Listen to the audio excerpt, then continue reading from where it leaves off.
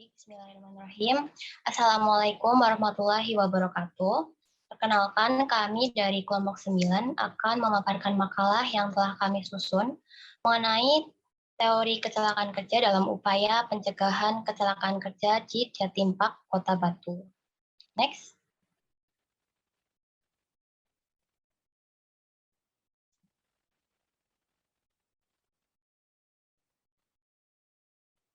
Untuk anggota kelompok 9, kami terdiri dari saya sendiri, Rosa Alisna Bilkis dengan NIM 205030 800 1111033. Email nosalisna@student.ub.ac.id, alamat di Kebumen, Jawa Tengah.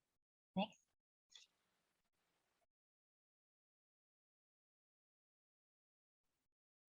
Dengan saya Sinta Maharani Suci dengan NIM 20503080111008 dengan email sintamhrs@student.ub.ac.id dengan alamat Karangsoka, Trenggalek, Jawa Timur.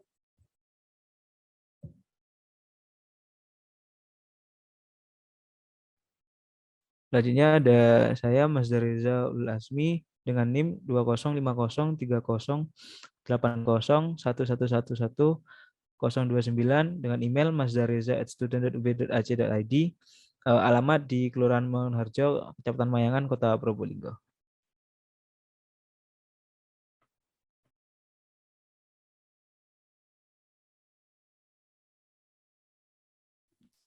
Baik, selanjutnya ada saya Imani Almaroso Putri dengan NIM 20503308071111034 dengan alamat email imanialma@student.ub.ac.id dan alamat saya di Kabupaten Bantul, Provinsi Daerah Istimewa Yogyakarta.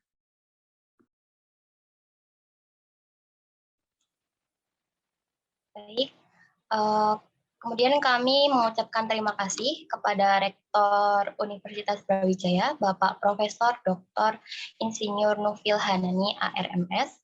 Kemudian Wakil Rektor Bidang Akademik, Ibu Profesor Dr. Hewan Aulani Am, DES.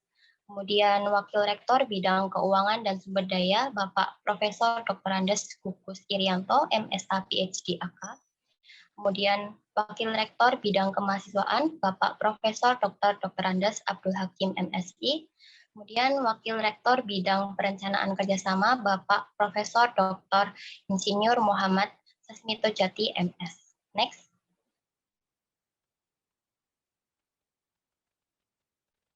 Terima kasih juga kami sampaikan kepada Dekan Fakultas Ilmu Administrasi, Bapak Dr. Andes Andi Fefta Wijaya, MDA PhD. Kemudian Kaprodi S1 Pariwisata, Bapak Raden Rustam Hidayat, Dr. Andes MSI, dan dosen pengampu matkul K3L Pariwisata, Profesor Dr. Insinyur Komariatus Solihah, ST MKes IPU ASEAN Engine. Next. Berikut daftar isi dari PowerPoint yang akan kami sampaikan. Terdapat pendahuluan, kemudian metodologi penelitian, hasil dan pembahasan, kesimpulan dan saran, dan yang terakhir ada daftar pustaka. Next. Pendahuluan. Yang pertama ada kecelakaan kerja. Pengertian kecelakaan kerja berdasarkan ISO 45001 tentang Sistem Manajemen Keselamatan dan Kesehatan Kerja adalah kecelakaan kerja merupakan kejadian yang muncul dari atau berkaitan dengan pekerjaan yang menghasilkan luka atau penyakit akibat kerja. Sedangkan berdasarkan Permenaker nomor 03/1998, kecelakaan kerja adalah suatu kejadian yang tidak diduga semula yang dapat menimbulkan korban jiwa dan kerugian harta benda. Next.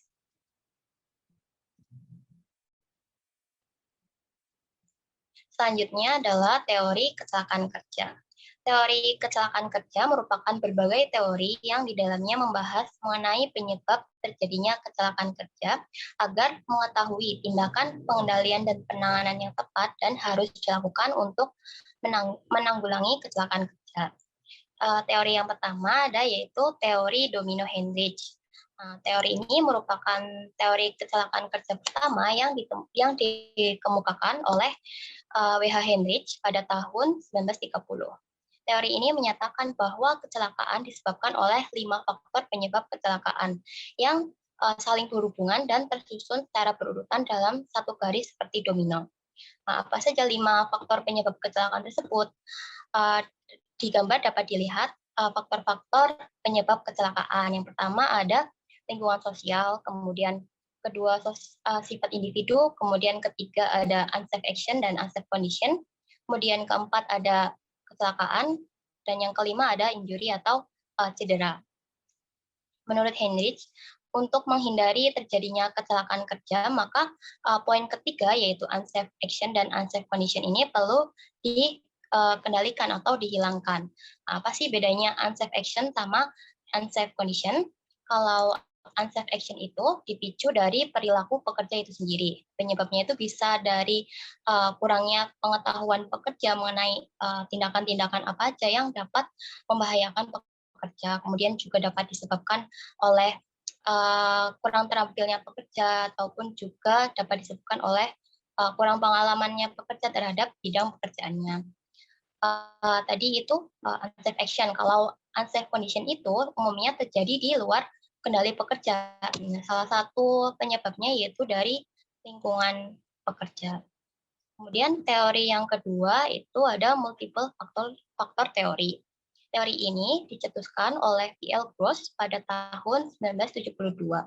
Pada teori ini disebutkan bahwa kecelakaan kerja dilatar belakangi oleh 4 faktor yang bisa disebut dengan faktor 4M. Apa aja? Yaitu ada man, mesin, media, dan manajemen. Untuk man atau manusia, di dalamnya itu termasuk usia, jenis kelamin, kondisi fisik, kondisi mental, kemudian sikap, kemudian pendidikan juga termasuk dalam faktor man ini. Kemudian yang kedua ada faktor mesin atau mesin yang terlibat dalam pekerjaan. Nah, di dalamnya termasuk jenis mesin, kemudian ukuran, berat, bentuk, kemudian sumber energi, material, dan sebagainya. Yang ketiga ada media, di antaranya yaitu suhu lingkungan, kemudian kondisi lingkungan kerja, kelembapan, sirkulasi udara, kemudian kebisingan, debu, dan sebagainya. Kemudian yang keempat ada manajemen. Di dalamnya itu termasuk manajemen style, struktur organisasi, kebijakan, dan prosedur. Next.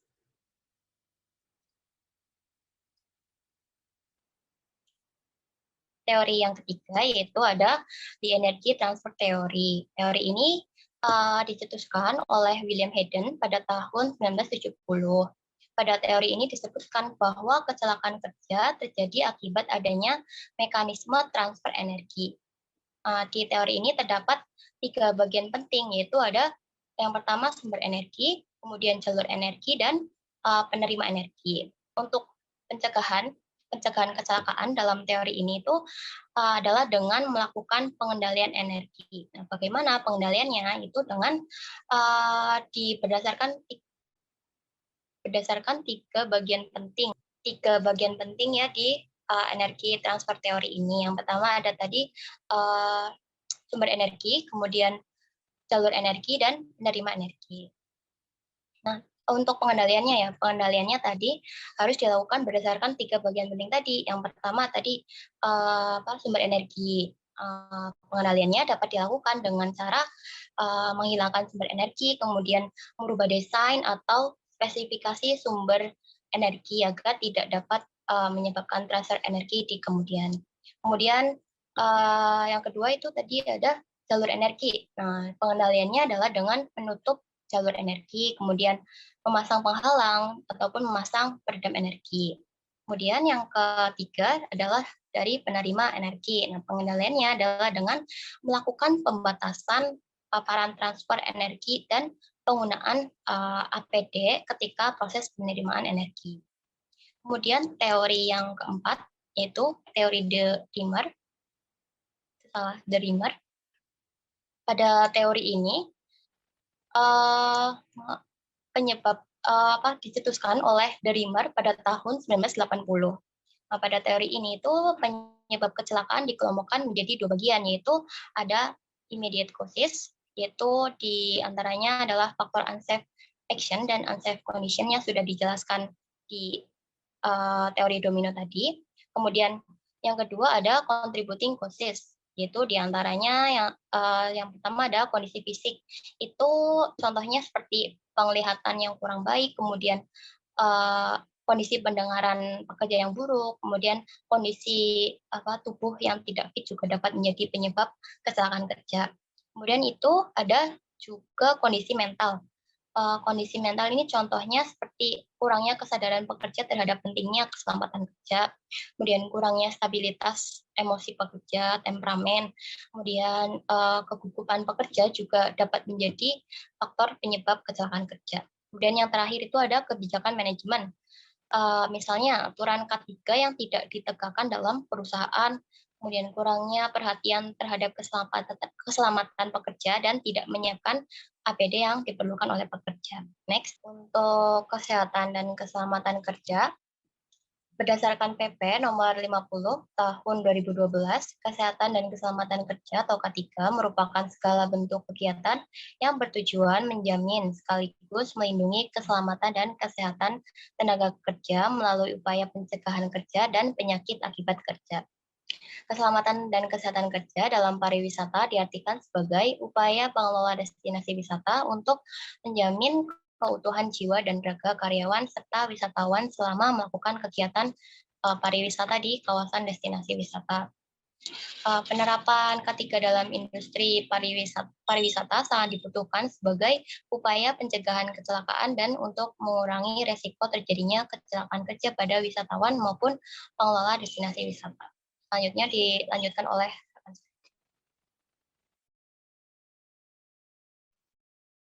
Baik, selanjutnya adalah metodologi penelitian.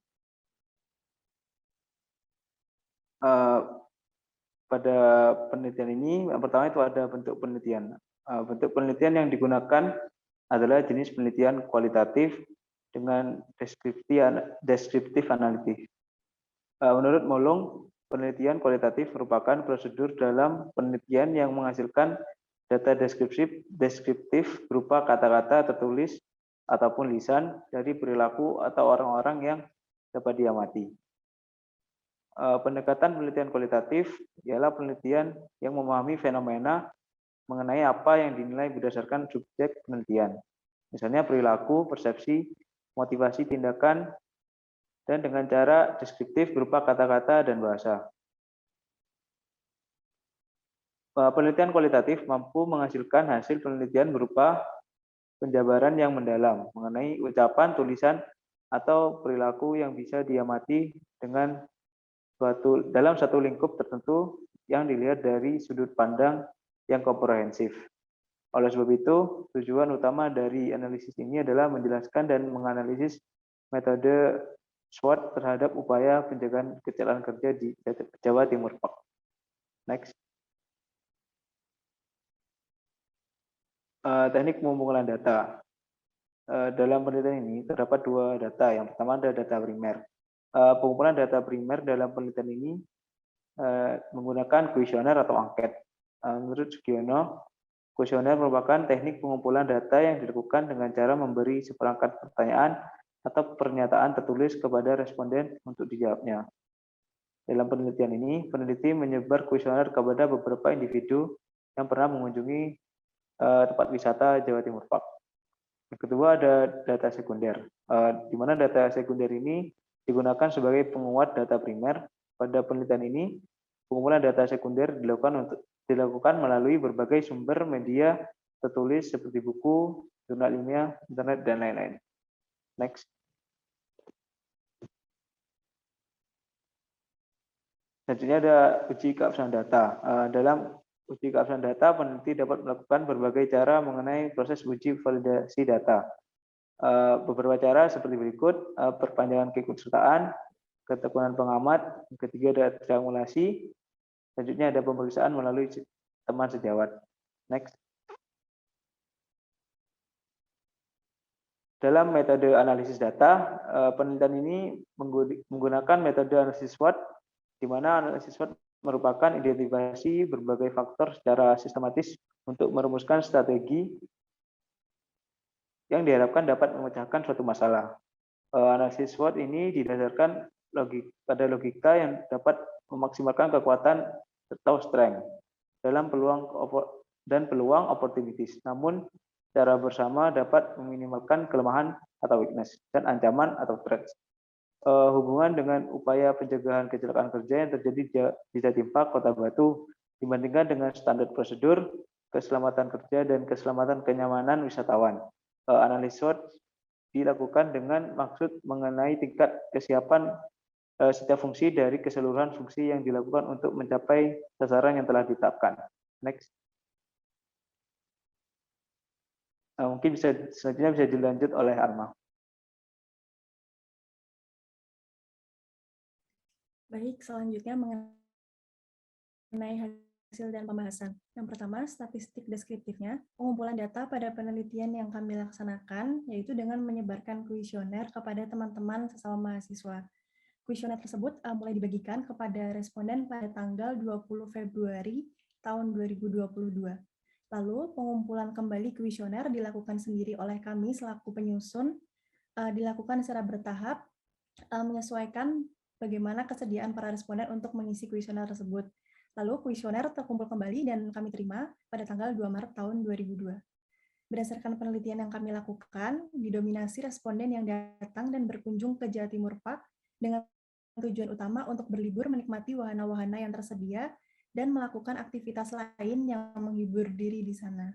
Responden juga lebih banyak yang tidak pernah menjumpai atau bahkan mengalami kecelakaan kerja atau tertimpa musibah saat berwisata.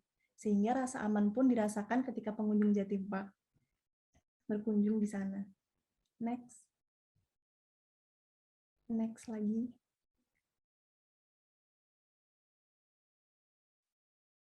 Selanjutnya, seperti yang terlihat dalam slide, berdasarkan penelitian yang telah kami lakukan, didapatkan hasil sebelumnya. Mohon maaf, slide sebelumnya.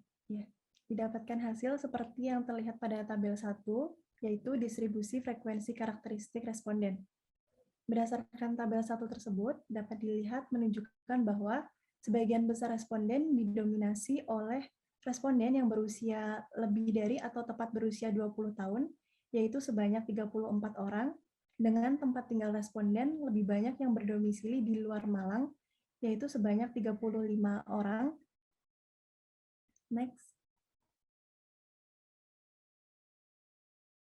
Yang kedua, tabel 2 ini menunjukkan distribusi frekuensi pemahaman mengenai tata cara penanganan pertama apabila terjadi kecelakaan kerja.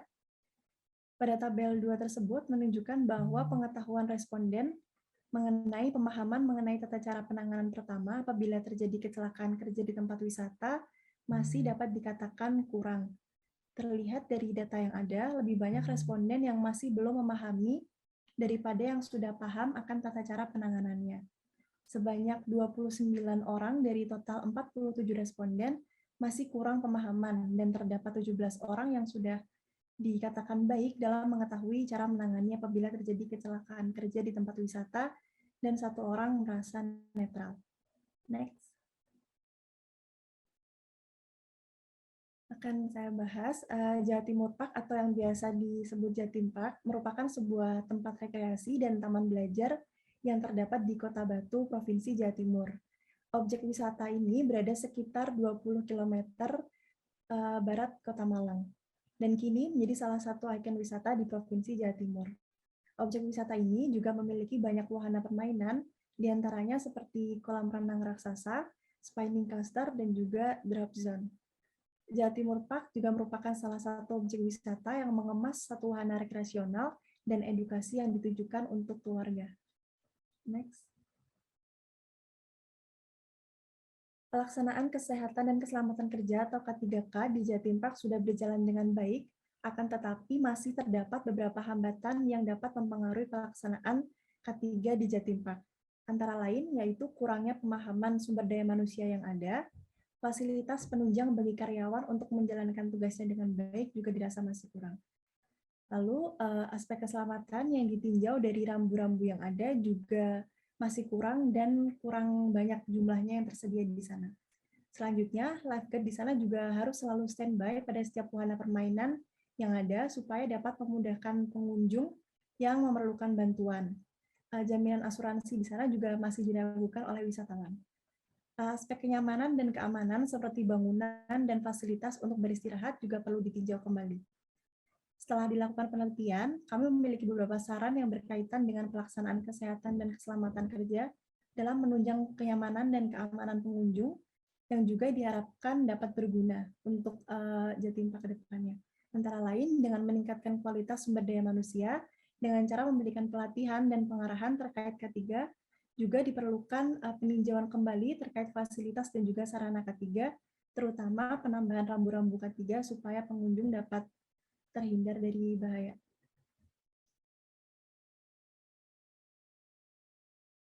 Selanjutnya akan dilanjutkan oleh rekan saya, Sinta.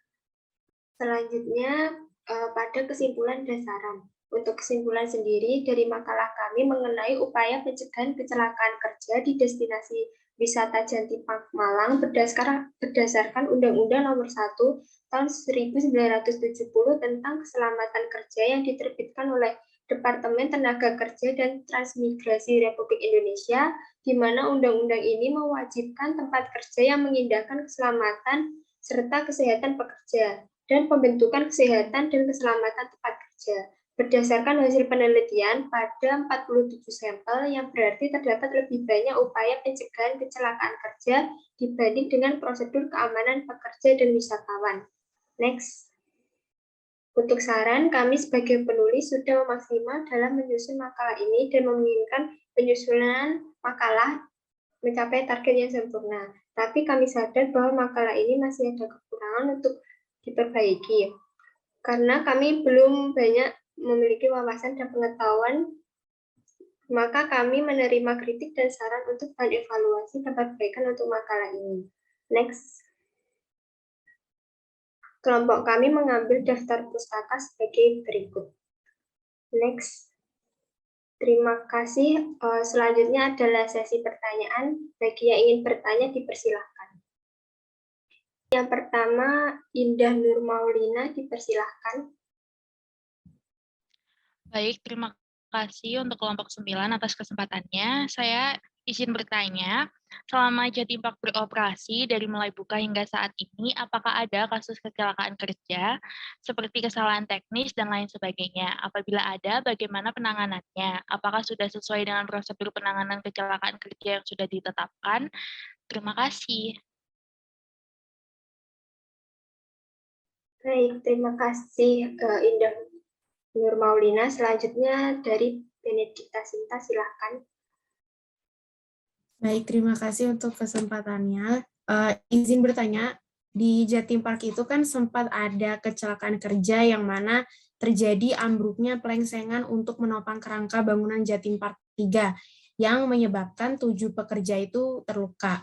Nah, dari kasus tersebut, faktor penyebab apa sih yang sesuai dengan teori yang kelompok penyaji paparkan? Terima kasih. Baik, terima kasih Benedikta Sinta. Selanjutnya kelompok kami akan menjawab pertanyaan. Baik, saya izin untuk menjawab pertanyaan dari Indah mengenai adakah kecelakaan kerja pada destinasi Jatim Park ini selama beroperasi.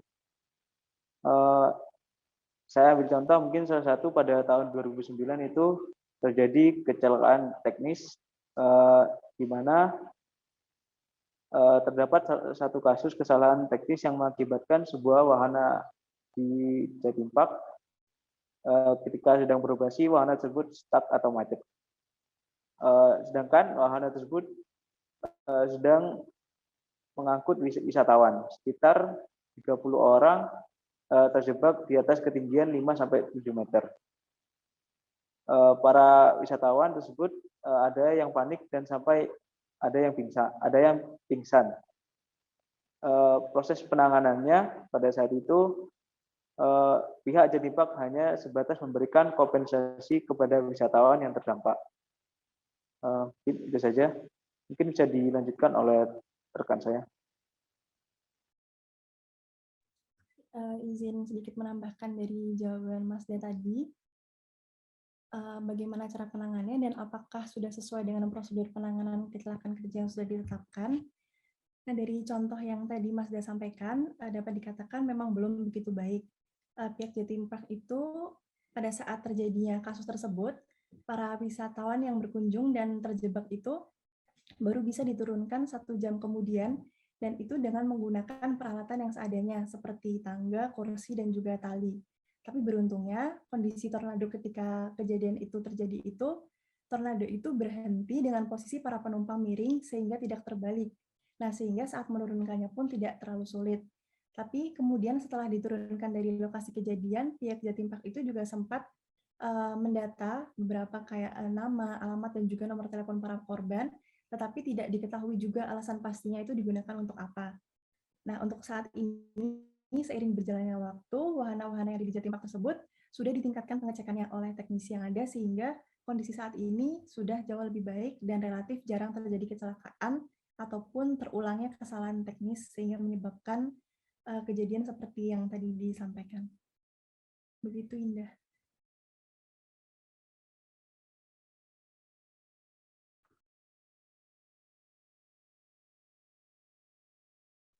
Oke, terima kasih jawabannya buat Mazda dan Alma.